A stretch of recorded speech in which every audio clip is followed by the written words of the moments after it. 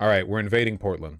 Trump admin discussed sending the battle-ready 82nd Airborne Division into Portland. Leak texts reveal.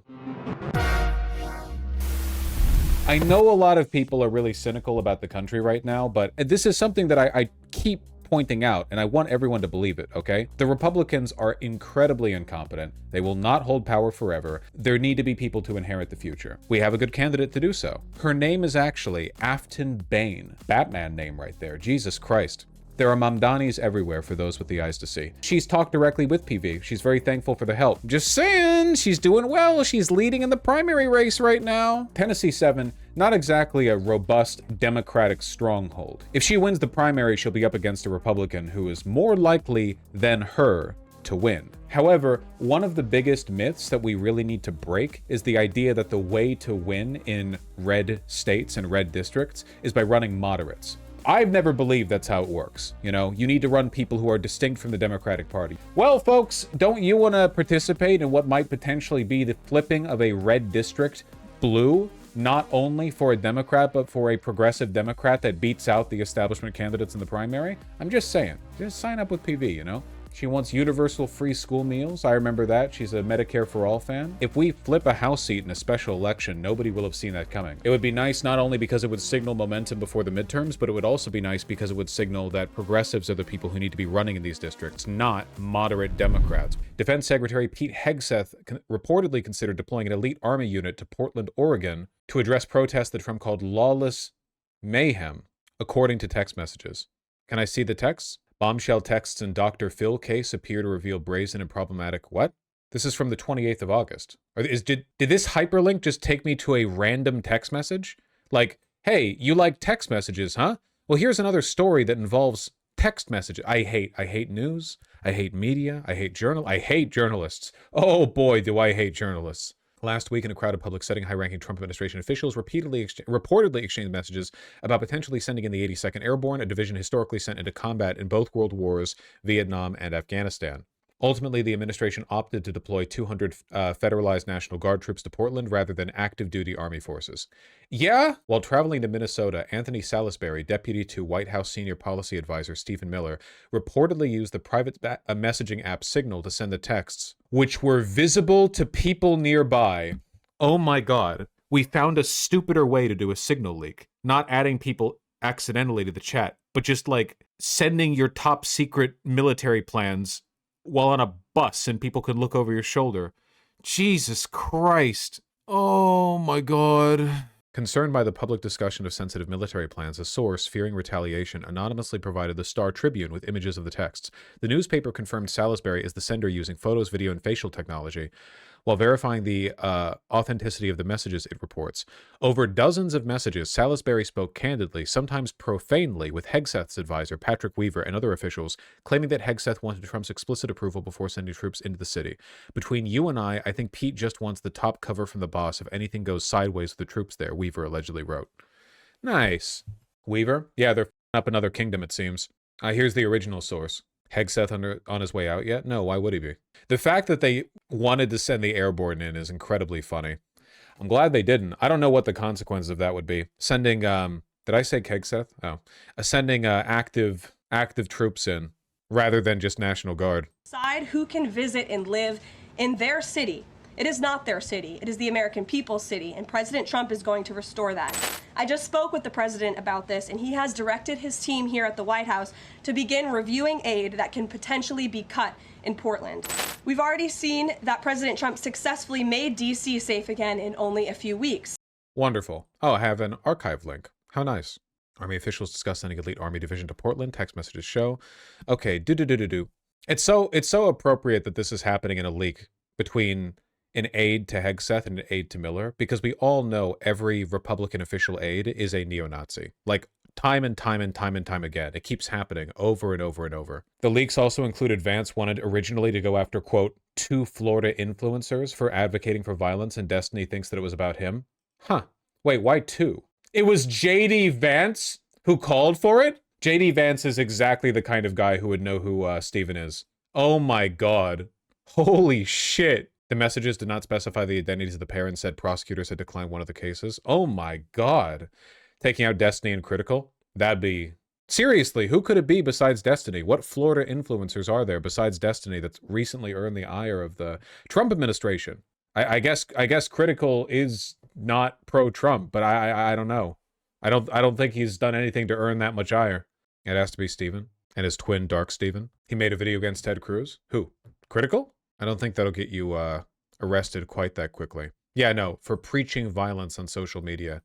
That's insane. Well, good thing they didn't go with it, I suppose. In a separate exchange, Salisbury celebrated FBI Director Kash Patel's decision to fire several agents who were photographed kneeling during a 2020 protest. He suggested Trump would approve of the action, then insulted Patel.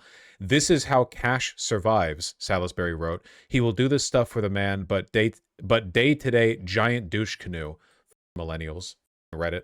Jesus Christ. Douche canoe. He does seem insufferable. Really telling, by the way, that one of the most important, like one of the big things they keep coming back to, one of the things they're really, really, really anxious about is making sure Trump approves. They probably figured after, what's his name? The dipshit who's now our envoy to Israel, when he went over Trump's head to like give Israel permission. Huckabee? No, who was it? Steve Witkoff. I think it must be Witkoff. At one point in the conversation, Salisbury typed out a question, quote, 82nd is part of this trained element you guys have been building for this very thing, right? Yeah, man. 82nd has been getting ready to be deployed in American cities this entire time. I bet you if they sent in the Airborne Division, they would have insisted on it being like an actual paratrooper drop. How funny would that have been, you know? Seeing a bunch of the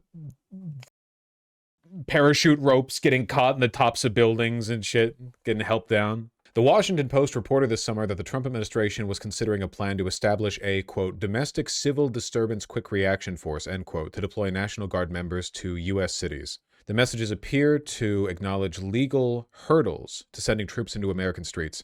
Posse Comitatus Act forbids federal troops from enforcing state or local laws. Right, yeah, Insurrection Act, gotcha. Lyndon Johnson sent the 82nd Airborne in to several American cities after the assassination of MLK Jr., the Los Angeles riots back in '92. Man, can't look at the news anymore. That's my stress spike, so we learned that stress kills. Listen, there is some good news here, okay? I know that this is like an incredibly low bar, happiness-wise, I guess, to pass. I understand that. However, so far, all of this bullshit has only made them more and more unpopular. The big thing they're looking for with like a, Reichstag fire moment is like a swell of popular support. Like how after 9/11, everyone rallied behind Bush. They were hoping that would happen with Charlie Kirk. It objectively hasn't. Like all polling data indicates that ISIS popularity, the military, like deployment of the military to U.S. cities popularity, all of these things are just going down, you know? The administration is just dancing around over at the White House as though everything they're doing is getting like 85% support, which is why they have to lie about it. It's not. I don't think that popularity matters. It always matters. Authoritarians are more concerned with their popularity than democratically elected leaders are, in many cases. There's a reason why Democrats, wallow in unpopularity and pretend it's not a problem, whereas Republicans have to constantly boast and control the media narrative and threaten the media into not covering negative stories. They do care about their popularity. Speaking of authoritarians caring about their popularity, did you see that the reason they did that Black Hawk helicopter raid in Chicago, the one where they arrested like 50 people or whatever, that super disruptive one where they marched like naked women and children out into the street and zip-tied them and threw them into vans? That one? Did you see like all of that was being done for a photo shoot? Where is that? Where is that goddamn... Hold on. It was being done for the cameras. They always do this, man. They do. Remember they did this shit to the sandwich guy? The guy who threw a sandwich at a DHS officer? They, sent 20 people to his apartment to Aura Farm arresting him. I'm trying to find the video. One of you guys has to help me find this. It flops so badly you can't find it. Here, I bet I could just find it by going to Kristi Noem's Twitter page. Oh, that's Kristi Noem's private page, not Secretary Noem. Here we go. Yeah, here we go.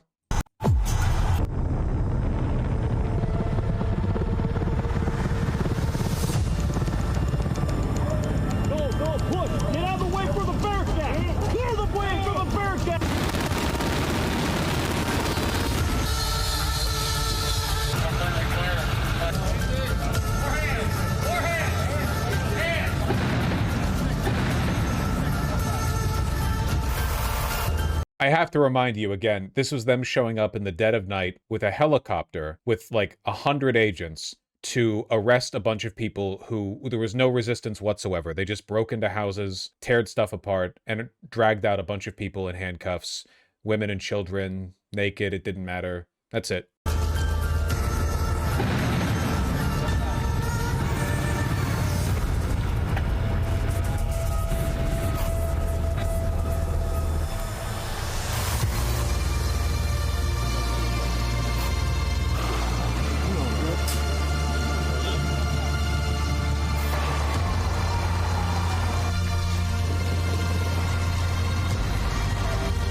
How is this popular with anyone? Well, that's the thing. It's actually not popular. Like, at the end of the day, everyone is beholden to the material conditions, right?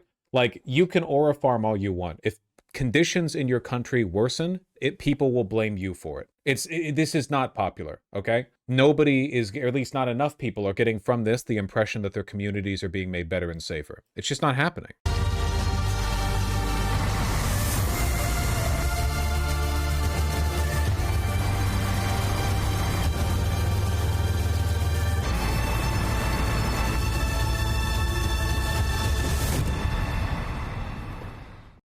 Wonderful. There's an ongoing investigation on a drug trafficking case that directly implicates some of the top members in Milei's government. Well, yeah, obviously, it's a country run by libertarians, and it's in Latin America. Of course they're drug running. According to ICE's own fiscal reports, its litigation division is defending more than 350 tort claims nationwide, with plaintiffs collectively seeking over 55.5 billion in damages. Yet as of 2023, the agency has paid out less than 1 million in settlements. Yeah, no, ICE is basically immune to direct litigation. In practice, it just never works out. Breaking: DHS announces federal agents in Broadview, Illinois, were rammed and boxed in by 10 cars, including a woman armed with a semi-automatic gun who had posted online threats to fuck up ICE and was flagged in a CBP intel bulletin. DHS says feds fired on her defensively. Fascinating. Violence is ramping up because of Republican organized military raid on a major city for no reason. Curious. This is domestic terrorism and seditious insurrection. It's not just regular insurrection, it's seditious insurrection. Anyone else feel like Stephen Miller tweets an awful lot like Elon sometimes? You have said the actual truth. Did you see the guy suing ICE for 50 million? The like 79-year-old man who got tackled to the ground for no reason and it broke some of his ribs. No, ICE, please keep doing this stuff. It looks really great to the American public, you know? All your members are such like psychotic, untrained, bloodthirsty freaks that can't keep themselves contained in front of the cameras. I have a feeling that if camera phones were a thing back in Nazi Germany, that probably also would have been like a real problem for the Nazis too. Nazi propaganda mythologized the brown shirts as like the first wave of Aryan defenders who like brought about the resurrection of the true German state. But in reality, they were like degenerate thugs who would up people and rape them and steal their property and stuff. So if there were a bunch of phone cameras taking videos of these brown shirts just like stealing wallets and molesting children, which they did all the time, probably would have hurt the Nazi party's popularity early on quite a bit too. Nazis loved films but hated photographs. They liked editing. In fact, a lot of what we learned about like the language of cinematographic editing comes from the Nazis.